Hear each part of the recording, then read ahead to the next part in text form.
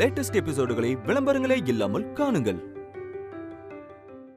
ஒரு பொண்ணு புகுந்த வீட்டுக்கு புருஷனை நம்பிதான் போவா. ஆனா உன் விஷயத்துல உன் புருஷனையே நம்ப முடியல. அவர் என்ன மனநிலையில இருக்காருன்னு தெரிஞ்சுக்க முடியல. இந்த நிலைமையில நீ இங்க இருந்து என்ன பண்ண முடியும்? வா, நம்ம வீட்டுக்கு போயிடலாம். நான் வரல, நீங்க போங்க.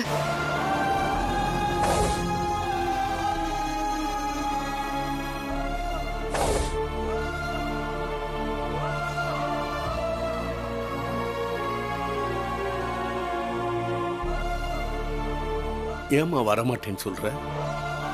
நம்ம பணங்காசு சொத்துக்கெல்லாம் ஆசைப்படுற ஆளுங்கன்னு அபிராமி அம்மா நினைக்கிறாங்க.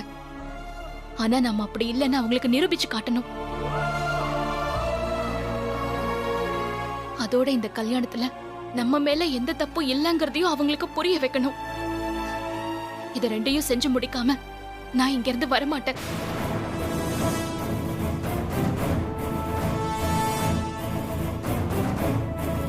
அபிராமி அம்மா, எனக்கு ஒரு 6 மாசம் டைம் கொடுங்க. எங்க மேல இருக்கிற பழியெல்லாம் நான் தொடச்சு காட்டுறேன். இந்த ஒரு உதவியை மட்டும் செய்யுங்கம்மா, ப்ளீஸ். உனக்கு எதுக்கு நாங்க டைம் கொடுக்கணும்? உங்க அம்மா அப்பா கூப்பிடுறாங்கல்ல, கிளம்பு. முதல்ல என் வீட்டை விட்டு போ. அம்மா, எல்லார்கிட்டயும் தங்கமா நடந்துக்கிற நீங்க என்கிட்ட மட்டும் ஏமா ஜென்ம விரோதி மாதிரி நடந்துக்கிறீங்க?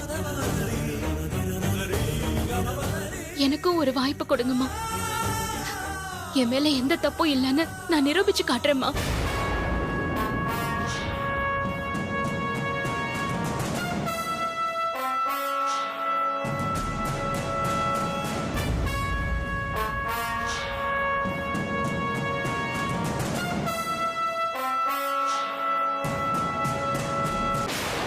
நாச்சியா, அந்த பொண்ணுக்கு நான் சப்போர்ட் பண்றேன்னு தப்பா நினைக்காத. ஒரு பொண்ண வாசல்லே நிக்க வச்சு வெளியே அனுப்புறதுங்கிறது ரொம்ப பாவம். அந்த பாவத்தை நீ செய்யாதம்மா. அந்த பாவம் நம்ம வம்சத்தையே பாதிக்கும்மா. தப்பு ஒருத்தங்க செஞ்சா அவங்க திருந்தறதுக்கு ஒரு வாய்ப்பு கொடுப்போம் இல்லையா? அதே மாதிரி அந்த தீபாவும் தப்பு செய்யலங்கிறத நிரூபிக்கிறதுக்கு 6 மாசம் டைம் கேக்குறா. அத கொடுத்துதான் பாப்போமே.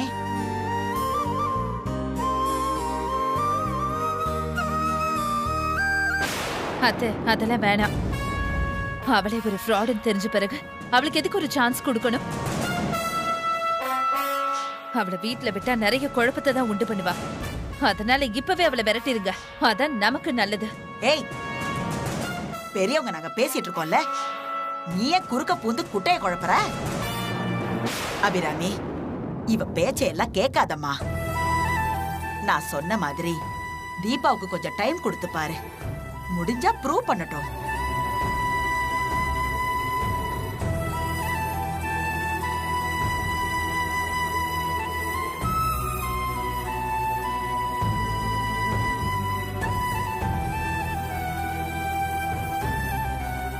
நாச்சியா, ஊர்ல நடக்கிற மத்த வீட்டு கல்யாணம் மாதிரி இல்ல இது. ஊரே பேசுது. பெரிய இடத்து விசேஷம். அபிராமி பையன் கார்த்திக்கு கல்யாணம்னு ஊர்ல இருக்கிற எல்லாரும் அவங்க வீட்டு கல்யாணம் மாதிரி பேசிக்கிறாங்க. நமக்கே தெரியாம நமக்கு வேண்டியவங்க அங்கங்க ஃப்ளெக்ஸ் வச்சு இந்த கல்யாணத்தை கொண்டாடுறாங்க. இதெல்லாம் எனக்கும் தெரியும். நீங்க என்ன சொல்ல வரீங்க? உனக்கே தெரியுதுல்ல, ஊரறிஞ்ச ஒரு விஐபி வீட்டோட கல்யாணம். ஊரே இத கவனிக்குது. இந்த கல்யாணத்தோட மாப்பிளையும் பொண்ணும்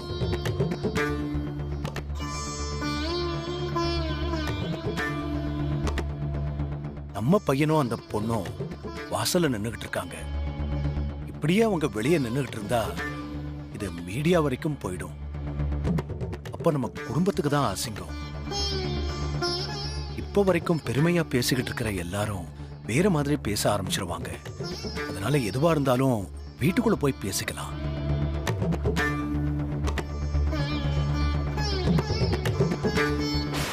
அத்தை, என்னத்தை யோசிச்சுட்டு இருக்கீங்க? இவ எல்லா ஃப்ராட் தனத்தையும் செஞ்சுட்டு இந்த வீட்டுக்குள்ள வர பாக்குறா. இவளை வீட்டுக்குள்ள விட்டா அவ புத்திசாலி ஆயிடுவா. நாமெல்லாம் முட்டாளாயிடுவோம் அத்தை. அதுக்கப்புறம் உங்களுக்கு என்ன மரியாதை இருக்கும்?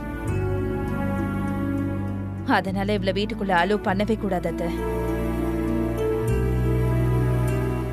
அத்தை, தீபா தான் தான் மேல எந்த தப்பும் இல்லைன்னு சொல்றால, அதை நிரூபிக்க ஒரு வாய்ப்பு கொடுக்கலாம் அத்தை.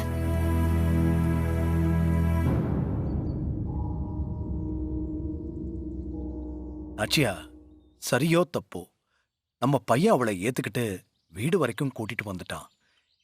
இப்போ இது வெளியே நின்னு பேச வேண்டிய விஷயம் இல்ல. வா, உள்ள போய் பேசலாம்.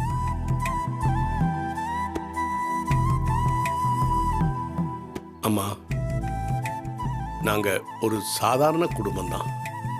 உங்களை மாதிரி வசதியானவங்க இல்லம்மா. ஆனா மனசாட்சிப்படி வாழணும்னு நினைக்கிறவங்க. நாங்க யாருக்கும் எந்த கெடுதலும் நினைச்சதில்லை.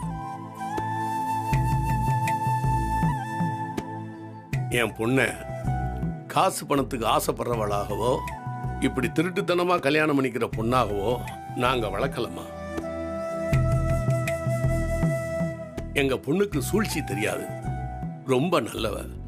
மற்றவங்களுக்கு தன்னாலான உதவியை செய்வாளே தவிர யாருக்கு கெடுதல் செய்ய மாட்டா. எங்களை நம்புங்கம்மா.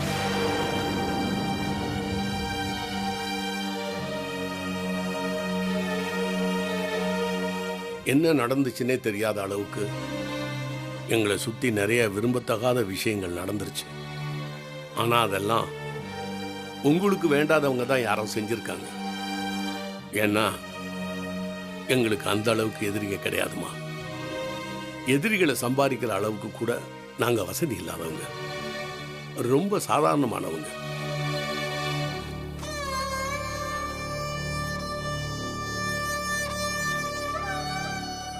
நடந்த எதை பத்தியும் பேசக்கூட நான் விரும்பல.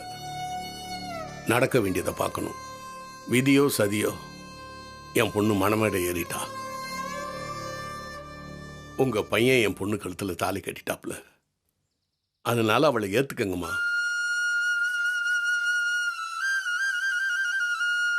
ஒரு பொண்ணை பத்த தகப்பனா நான் உங்ககிட்ட கேட்கறதெல்லாம் இதாம்மா. தயவு செஞ்சு ஏத்துக்கங்கம்மா.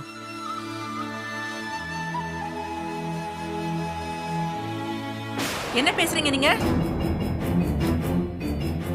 செய்யற தப்பெல்லாம் செஞ்சுட்டு என் பொண்ணுக்கு வாழ்க்கை கொடுங்கன்னு ஈஸியா கேக்குறீங்களா?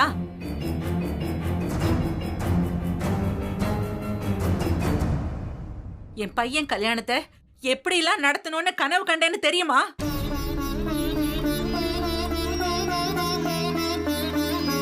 என் ஆசை, கனவு, லட்சியம் எல்லாமே அவன் கல்யாணம் தான் வாழ்ந்துட்டு இருந்தவனா.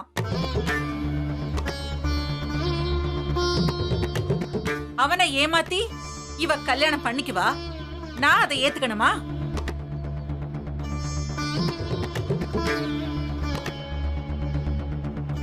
சித்தர் சொன்னாருன்னு என் பையன் கல்யாணத்துக்கு நான் வராம இருந்துட்டேன்.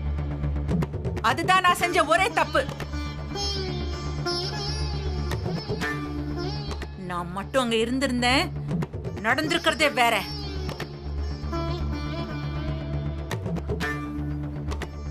இந்த மாதிரி ஆளுக்கு அவங்க இஷ்டத்துக்கு பேசுற மாதிரி விட்டுருக்கவே மாட்டேன். இந்த கேலி கூத்தும் நடந்திருக்காது. குழப்பம் பண்ண எல்லாரையும் அங்கேயே துரத்தி அடிச்சிருப்பேன்.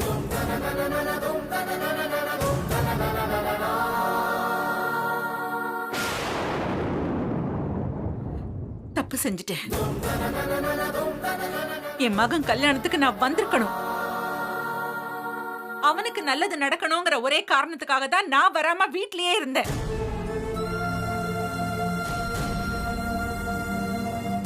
ஆனா கொடுமை என்னன்னா, நான் வராததுனால என் மகன் வாழ்க்கையில எல்லாரும் சேர்ந்து விளையாடிட்டீங்க.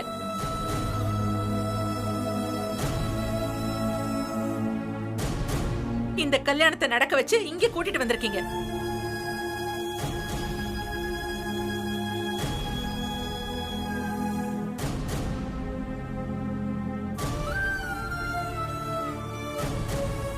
என் புள்ள கார்த்தியை பத்தி உங்களுக்கு எல்லாம் என்ன தெரியும்? அவனை மாதிரி ஒரு தங்கத்தை பார்க்க முடியாது. அவன் எங்க சொத்து. இந்த வீட்டுக்கான ஒரு நல்ல பிள்ளை. இந்த வீடு என்ன சொல்லுதோ அத கண்ணை மூடிக்கிட்டு கேக்குற புள்ள. அவனுக்காக நீங்க எல்லாரும் சேர்ந்து ஒரு நல்ல முடிவு எடுத்திருக்கணும். ஆனா நீங்க யாருமே அதை செய்யல.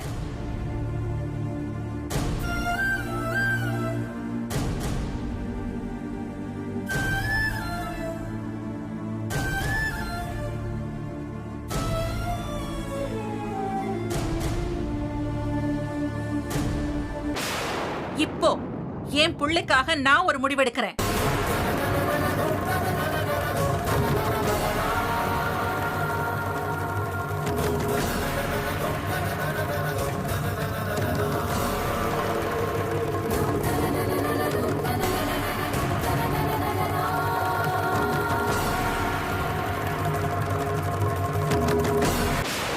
வா கார்த்தி.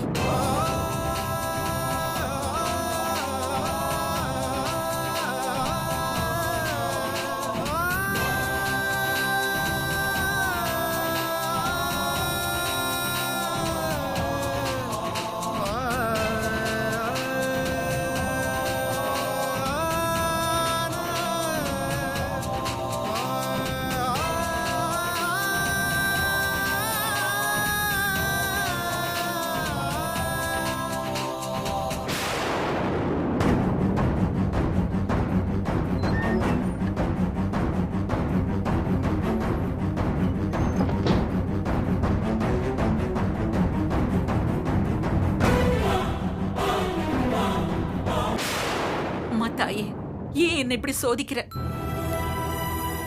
நான் இருந்தா என் பையன் கல்யாணம் நடக்காதுன்னு அந்த சித்தர் சொன்னதுனாலதான் கல்யாணத்தை கூட பார்க்காம வீட்டுக்கு வந்து உன்னை வேண்டிக்கிட்டு இருந்தேன். அப்படி இருந்தும் என் பையன் கல்யாணத்துல ஏன் இப்படி ஒரு குழப்பத்தை உண்டாக்கின?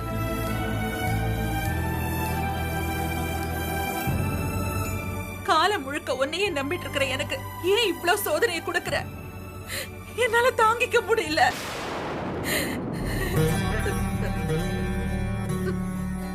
மா, அழாதீங்கம்மா.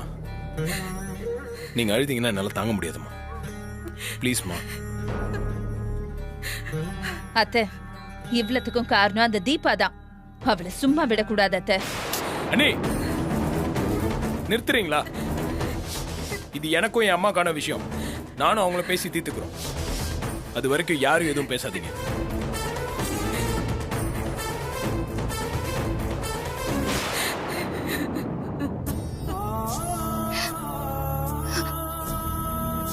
அம்மா தீபா, பாத்தில இங்க என்ன நடக்குதுன்னு நாம வெளியே இருக்கும் போதே கதவை சாத்திட்டு எல்லாரும் உள்ள போயிட்டாங்க. இங்க வெளியே அனாதையா நாம பிச்சைக்காரங்க மாதிரி நிக்கிறோம். வேணாமா, இது எதுவுமே உனக்கு வேணாம். நமக்கு மான மரியாதை கௌரவம் எல்லாம் இருக்குல்ல. நான் உன்னை காலமுறை வீட்டுல வச்சு பாத்துக்கிறேன். யாரு விட்டு மருமகளாகவும் நீ போய் வாழ வேண்டிய அவசியம் இல்லை. என் மகளா மட்டும் நீ இருந்தா போதும். வாமா.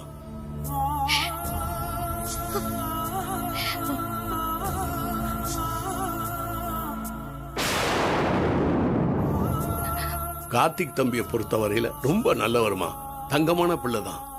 அதை நான் மறுக்கல. ஆனா மத்தவங்க ஒன்னு அவங்க யாரும் ஏத்துக்க தயாரா இல்லம்மா. அந்த அபிராமி அம்மா பேசின பேச்சையும் இந்த வீட்டில் இருக்கிற மற்றவங்களையும் பார்க்கறப்ப நீ இங்க நல்லா வாழ முடியும்னு எனக்கு தோணல. என் பொண்ணு மனசு சங்கடப்பட்டுக்கிட்டு இங்க வாழ வேணாம். நம்ம குடும்பத்துக்கு இந்த அசிங்கம் எல்லாம் வேணாமா. நான் சொல்றத கேளுமா. வாமா, போயிடலாம். நீங்க கோபத்திலயும் ஆத்திரத்திலையும் வாய்க்கு வந்தபடி பேசுறீங்க. இல்ல ஜானகி, சுயமரியாதை உள்ள ஒரு மனுஷனாதான் பேசுறேன். என் பொண்ணு போற இடத்துல நிம்மதி இல்லாம வாழக்கூடாதுங்கிற அக்கறை உள்ள ஒரு அப்பனாதான் பேசுறேன். நான் சொன்னதுல என்ன தப்பு இருக்கு? கொஞ்சம் யோசிச்சு பாரு. நீங்க சொல்றது தப்புன்னு நான் சொல்லலைங்க. ஆனா ஒரு அம்மாவா நீங்க சொல்றதை என்னால ஏத்துக்க முடியலங்க. என்ன சொல்ற ஜானகி? நீங்க இப்படி கொஞ்சம் யோசிச்சு பாருங்களேன். நம்ம பொண்ணு வேணான்னு அந்த கார்த்திக் தம்பி நினைச்சிருந்தா கல்யாண மண்டபத்திலே விட்டுட்டு வந்திருக்கலாம்ல.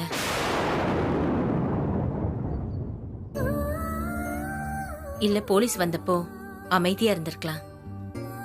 இது எங்க குடும்ப பிரச்சனை, நாங்க பேசி தீர்த்துக்கிறோன்னு ஏன் சொல்லணும்?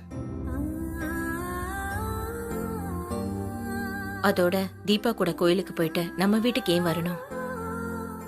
அப்போ அவரை நம்ம பொண்ணு வெறுக்கலன்னு தானே அர்த்தம். ஜானகி, இப்ப அவங்க அம்மா கூப்பிட்டதும் நம்மளையெல்லாம் இப்படி வாசல்ல நிக்க வச்சுட்டு அவர் போயிட்டாரே. ஏங்க, பெத்த அம்மா கூப்பிட்டா எந்த புள்ளதான் போகாம இருக்கும்? இப்போ நீங்க தீபாவை கூப்பிட்டா அவ வராம இருப்பாளா? அவருக்கு அம்மா மேல ரொம்ப பிரியம், அதனால உள்ள போயிருக்காரு. அவர் சின்ன வயசா இருந்தாலும் ரொம்ப பக்குவமானவர். எதையும் எடுத்தோம் கவுத்தோன்னு செய்ய மாட்டாரு. அதனாலதான் கல்யாண மண்டபத்துல எல்லாரும் நம்ம மேல பழி போட்டப்ப கூட பொறுமையா இருந்தாரு. அவரை மாதிரி ஒரு நல்ல மாப்பிள்ள நம்ம பொண்ணுக்கு கிடைக்கிறது ரொம்ப கஷ்டங்க. அதனால கொஞ்சம் பொறுமையா இருக்கலாமே. அம்மா, இது உன்னுடைய வாழ்க்கை. உன் மனசுல என்ன இருக்குன்னு தெரியல. எனக்கு இந்த கல்யாணம் வேணான்னு தோணுது. ஆனா உங்க அம்மா வேற மாதிரி பேசுறா. எங்க 2 பேர் முடிவை விட உன் முடிவு தான் ரொம்ப முக்கியம். நீ என்னம்மா நினைக்கிற?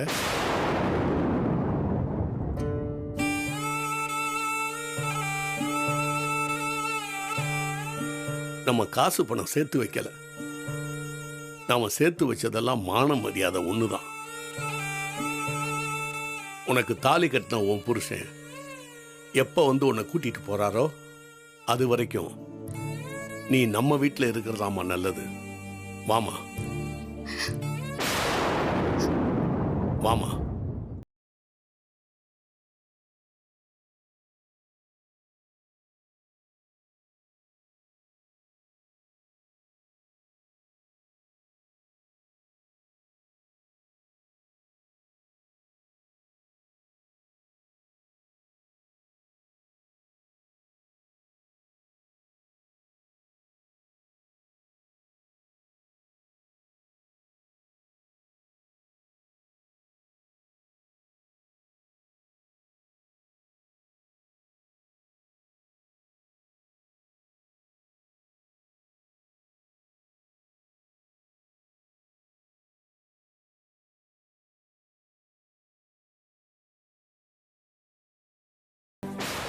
என்னாச்சுமா?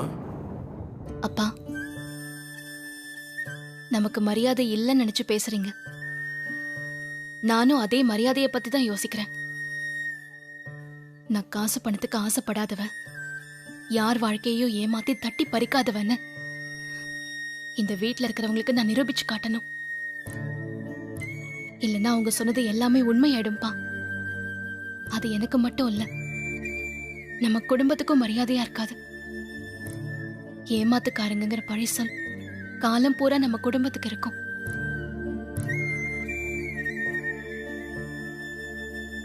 அப்பா, என் நேர்மையை நிரூபிக்க வேண்டிய கட்டாயத்துல நான் இப்ப இருக்கேன். அதனால நான் உங்க கூட வரலப்பா. நீங்க கிளம்புங்கப்பா. அம்மா, நீ 1000 தான் சொன்னாலும் உன்னை இப்படி தனியா தவிக்க விட்டுட்டு நாங்க எப்படிமா போக முடியும்? அப்பா, பயப்படாதீங்க. நீங்க எனக்கு படிப்பு கொடுத்திருக்கீங்க, அறிவை கொடுத்திருக்கீங்க, நல்ல குணங்களை கொடுத்திருக்கீங்க. இதெல்லாம் எனக்கு துணையா இருக்கிறப்போ நீங்க ஏன்பா பயப்படுறீங்க? என்ன ஆசீர்வாதம் பண்ணுங்கப்பா.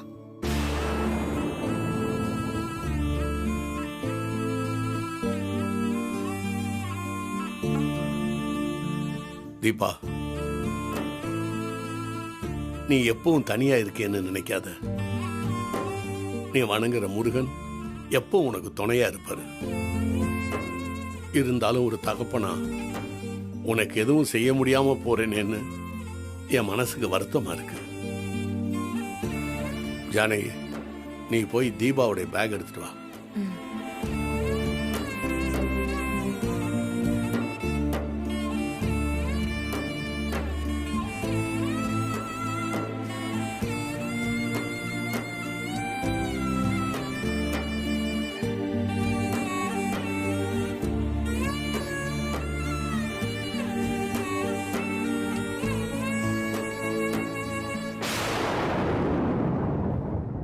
உனக்கு கல்யாணம் ஆகலைன்னு முன்னாடி கலங்கி நின்ன. இப்ப கல்யாணம் ஆன பிறகும் சந்தோஷப்படாம கலங்கிதான் நிக்கிறேன்.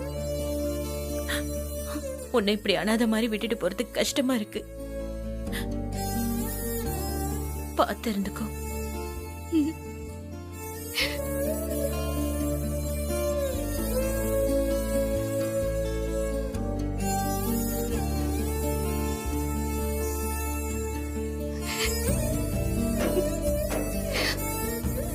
வர்றம்மா. ஜானகி வா போலாம்.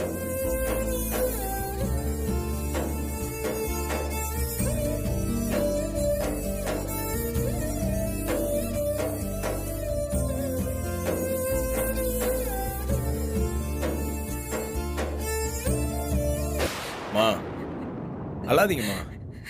உங்க உடம்புக்கு எதனா ஆயிட போதுமா? ப்ளீஸ்மா அழாதீங்கம்மா.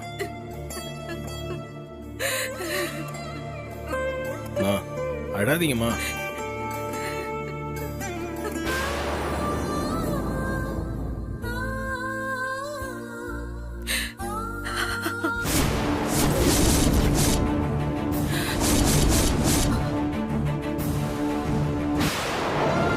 மா மா மா